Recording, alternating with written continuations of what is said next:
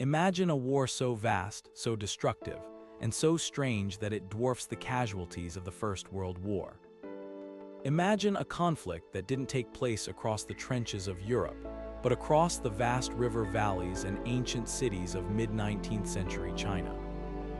At its center was a man who failed his school exams 4 times, suffered a nervous breakdown, and woke up believing he was the literal younger brother of Jesus Christ. This is the story of the Taiping Rebellion, a forgotten apocalypse that claimed the lives of 30 million people and nearly brought the oldest empire on earth to its knees. The story begins in the 1830s in the rural villages of Guangdong province. Hong Xiuquan was a bright young man from a humble background, carrying the hopes of his entire family on his shoulders. In the rigid social structure of the Qing Dynasty, the only way to escape poverty was through the imperial examinations, a grueling series of tests based on Confucian classics. But Hong failed. Again and again, the gates of the bureaucracy remained closed to him.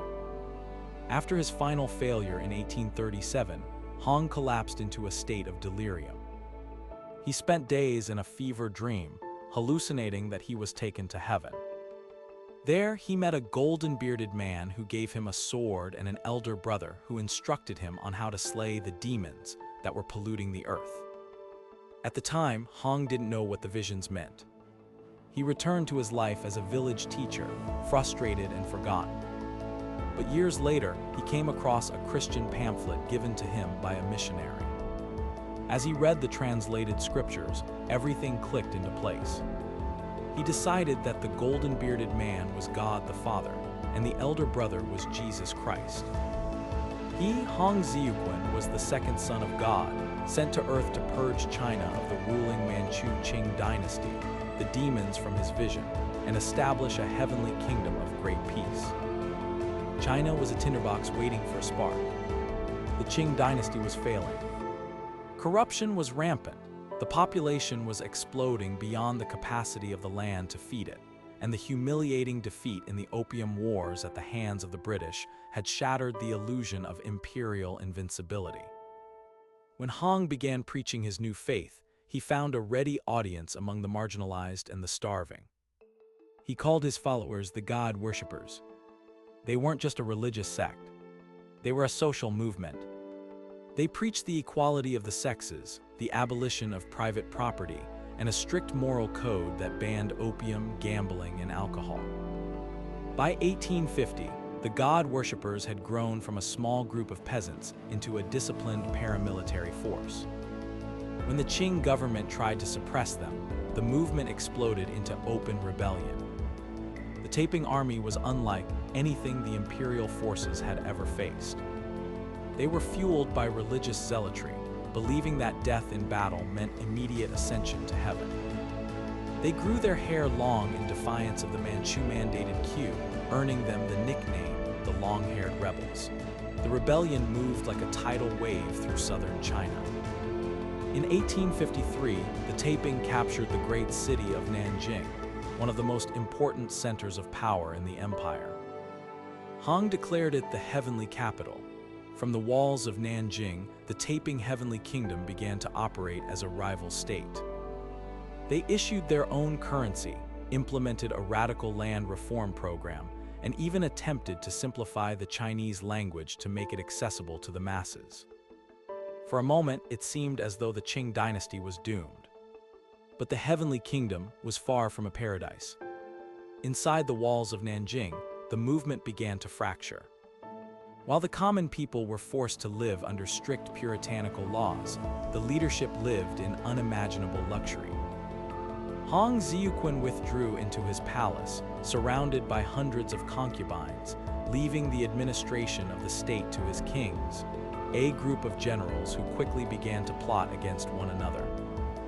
In 1856, a bloody internal purge saw tens of thousands of Taiping followers slaughtered by their own leaders. The movement lost its moral compass and its strategic momentum. As the Taiping faltered, the Qing Dynasty found its second wind. But they didn't do it through the traditional imperial banners. Instead, they relied on local scholar generals like Zheng Yuofan, who raised private armies of disciplined, well-paid troops. These armies fought not just for the emperor, but for the preservation of Confucian tradition against the foreign Christian ideology of the Taiping. The international community also began to take sides. Initially, Western powers like Britain and France were intrigued by the idea of a Christian China. However, they soon realized that Hong's version of Christianity was radical and unrecognizable, and more importantly, the Taiping were bad for business. If the rebels won, the lucrative trade treaties the West had forced upon the Qing might be torn up. To protect their interests, the British and French provided modern weaponry and military advisors to the Qing. Most famous among them was Charles George Gordon, a British officer who led the ever-victorious army, a mercenary force that used steamships and heavy artillery to break the Taiping's hold on the Yangtze River. The final years of the rebellion were a descent into total horror. The war became one of attrition and scorched earth tactics. Both sides burned entire provinces to prevent the other from finding food. Famine and disease followed the armies, claiming more lives than the actual fighting. In the 1860s, the Qing armies slowly tightened a noose around Nanjing. The city was besieged for months, its inhabitants reduced to eating grass and weeds. In June 1864, Hong Xiuquan was found dead in his palace. Some say he died of illness, others that he committed suicide by swallowing poison as the city walls crumbled. A few weeks later, the Qing forces breached the city. What followed was a massacre of such proportions that it remains one of the darkest chapters in human history. The heavenly capital was burned to the ground, and the remnants of the Taiping movement were hunted down across the countryside. The Taiping Rebellion finally ended in 1864, but the China it left behind was unrecognizable.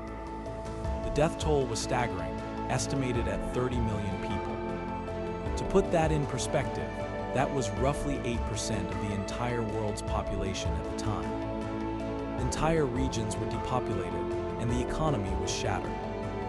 The Qing Dynasty had survived, but it was a hollow shell. To win the war, the central government had been forced to give immense power to local provincial leaders, a shift that would eventually lead to the era of the warlords. The rebellion also sowed the seeds of future revolutions. A young Sun Yat-sen, the father of modern China, grew up hearing stories of the Taiping and was inspired by their defiance of the Qing. History often overlooks the Taiping Rebellion, perhaps because its story is so complex, so violent, and so alien to our modern understanding of religious conflict. It was a war born of a failed student's dream, fueled by the desperation of millions, and ended in a catastrophe that reshaped the most populous nation on Earth.